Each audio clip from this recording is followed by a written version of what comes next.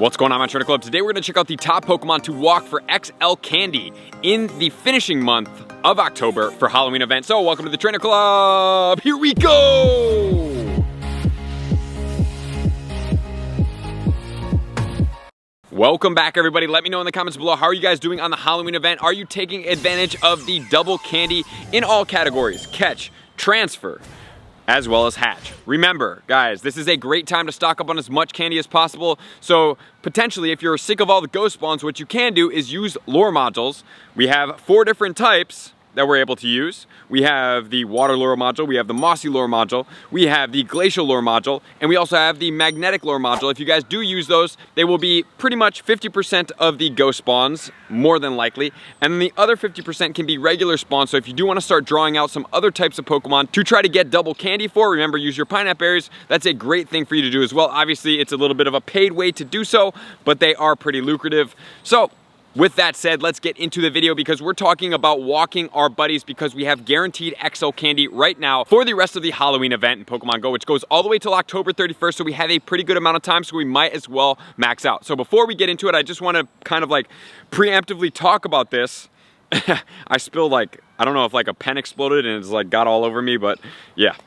Anyway, I want to make sure that you guys just kind of take into account what is going to be the best strategy for you. For me, it's oh, XL candy guaranteed, ooh, legendary. And then it's oh, well, you got to walk it for 10 kilometers. And it's well, if you do 50 kilometers in a week, you only get 5 XL candies. And that's basically one raid. Is that worth it? Probably not. So here's what I would suggest doing. I would suggest looking at the 1 kilometers, which aren't really that great, but there's a lot of really good 3-kilometer Pokemon that may be in your best interest to take advantage of. Or if you want to walk a little bit more, we have 5 kilometers, but just remember, 5 kilometers is still a pretty decent amount of distance. If you do a 50-kilometer week, which is a pretty good amount of walking for Adventure Sync every 7 days, guys, that's only 10 XL candies.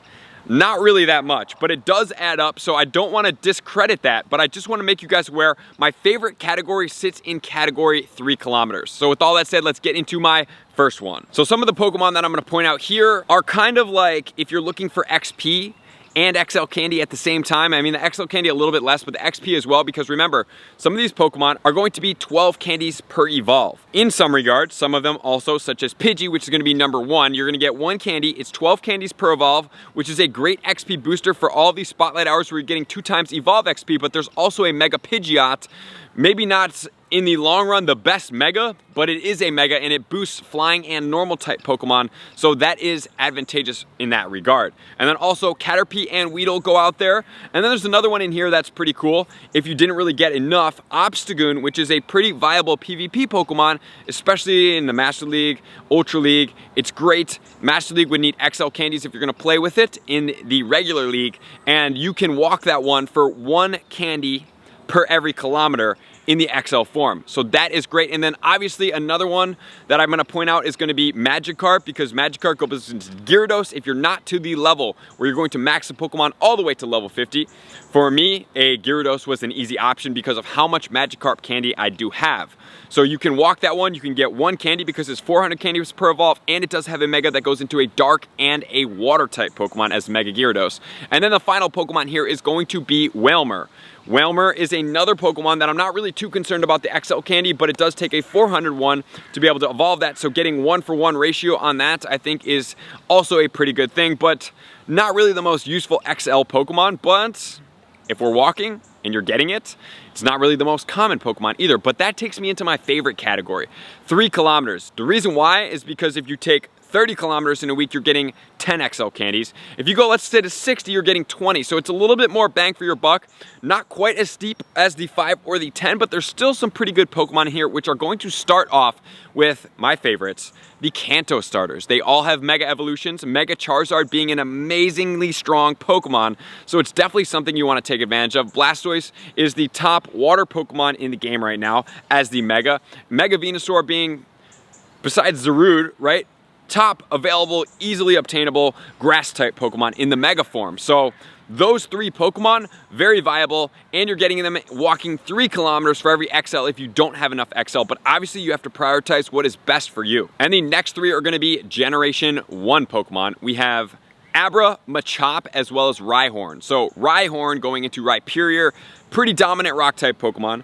Machop, even in the shadow form, is a really good fighter. And then finally we have Abra. Why am I saying that? If you already have the XL Candy, just look over the Pokemon that I talk about. But the Abra does have a Mega Alakazam, and I do anticipate that Mega Alakazam will come out before, probably by a decent amount, Mega Mewtwo, because once you put Mega Mewtwo in the game, so many other Pokemon are going to be irrelevant, so I don't see them putting that one in there first. And then we have Chikorita in there if you're going to use Meganium for the Go Battle League, and the one that I really like, because it's very hard to obtain XL candies if you're not hatching, is going to be Togepi. So Togepi, Togetic, or Togekiss are all going to be great Pokemon to walk. It's a 3 kilometer per walk Pokemon, so that's probably one of my top Pokemon that I would suggest doing, especially if you're trying to use it for the Master League. And then we have Meditite. If you don't have already XL Candy, I do. It's quite a common Pokemon. It's been in a lot of events, but Medicham does do great with the XL form in the Go Battle League. Great league. And then we have Lickitung. Lickitung also as itself does great. Licky you can use. Another good Pokemon for 3 kilometers. That's more of a Go Battle League Pokemon, obviously. And then we have Marill, which is a Go Battle League Pokemon that does really well, especially in the XL form. And then we're moving into 2 Megas.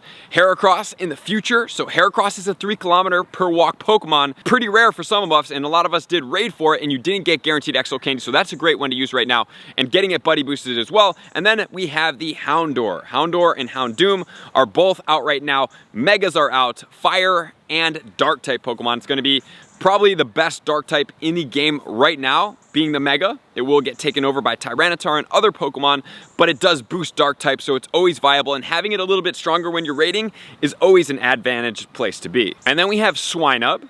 Great ice type Pokemon, top ice type Pokemon in the game in the shadow form, will get outtaken at some point, but then we have future Megas and really viable Pokemon. We have the Generation 3 starters, which is going to be Trico, Mudkip, and Torchic. They all have Mega evolutions, Mudkip being the best one in there. So Mudkip, please, if you don't have 296 XL candies, I would suggest that you do so.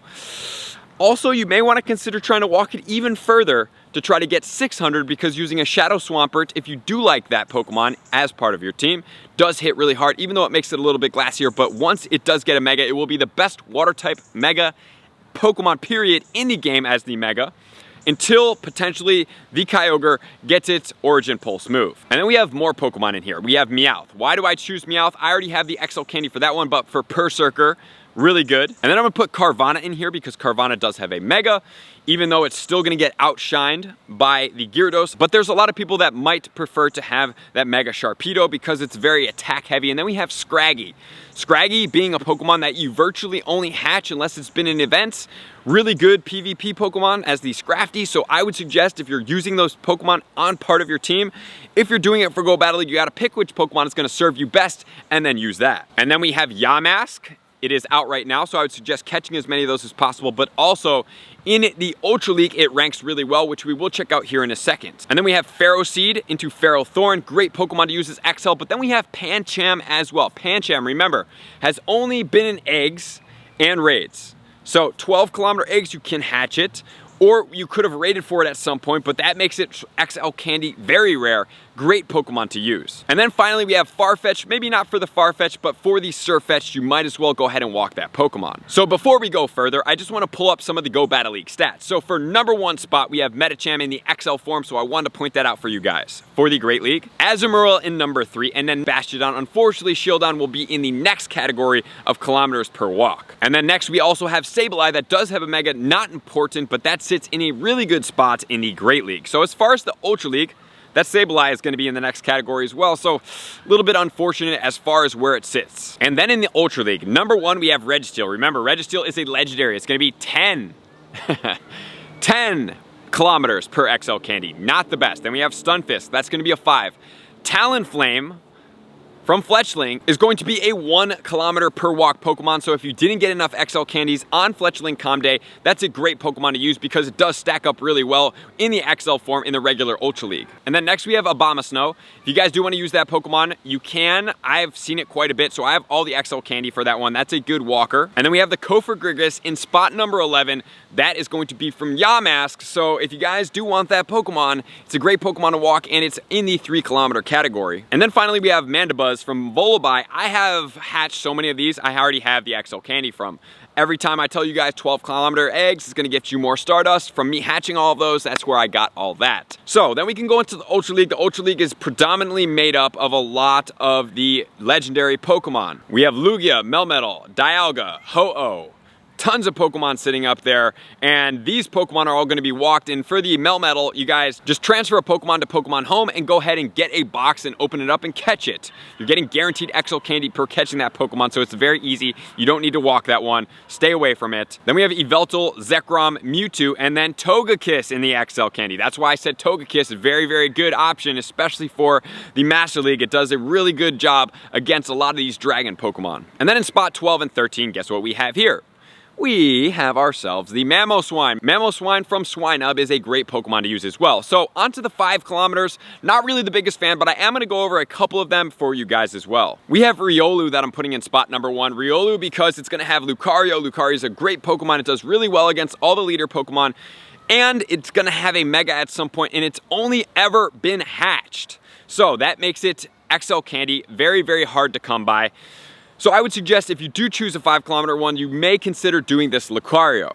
Then we have Snorlax, Dragonite, and Larvitar. So some of these Pokemon are a little bit more common. Dratini does show up a little bit, but Dragonite doesn't have a Mega, but it is a good Pokemon. Larvitar does have a Mega. Snorlax is a great Pokemon as well. So I would suggest probably going for the Larvitar in the next spot if you don't have, I would suggest 600 XL Candy for both the Rock and the Dark type Megas. And then we have Tropius, great Go Battle League Pokemon, hard to come by. And then Beldum and Bagon. Both of them do have Megas. Mega Salamence will get outtaken by Mega Rayquaza, but I do believe that that one will be out first. And then Mega Metagross will always hold a really good spot up there because it is going to be a best Steel type Pokemon in the game. And then we have Gible. If you didn't have level 40 by Gible Comday, or you just want a good Garchomp, remember that it is going to be a great ground type attacker and a great, for the Mega, Dragon type as well, because it does get the Dragon moves and it also gets the premier ground moves. Groudon probably, once it gets its move, will outtake it just as the Kyogre, but something to consider. And then we have Timber. I really like this Pokemon if you're going to choose here as well, because it is the top fighting type non-Shadow Pokemon in the game.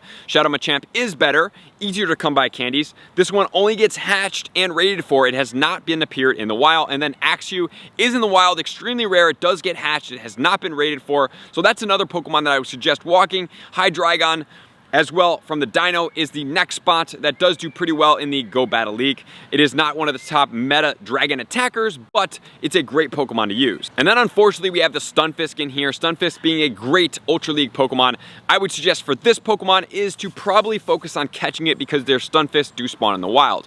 Which then leads us into the 10 kilometers. I suggest staying away from this, but if you choose not to stay away from this and you want the 10-kilometer Pokemon, just remember, once a raid comes out, doing a raid is pretty easy to get the XL Candy. What I would suggest doing is using mythical Pokemon that you cannot raid for or catch any more of, such as Zarude's a great one. We do have Mew, Celebi, Jirachi, Victini, and Meloetta. So if you do choose to do one of those, that is probably what I would suggest doing right now. Maybe if you have another couple XL Candies that you need for a Mewtwo or a Rayquaza, just not the best way to get XL Candies. Even though they're guaranteed right now, you're only getting one, guys.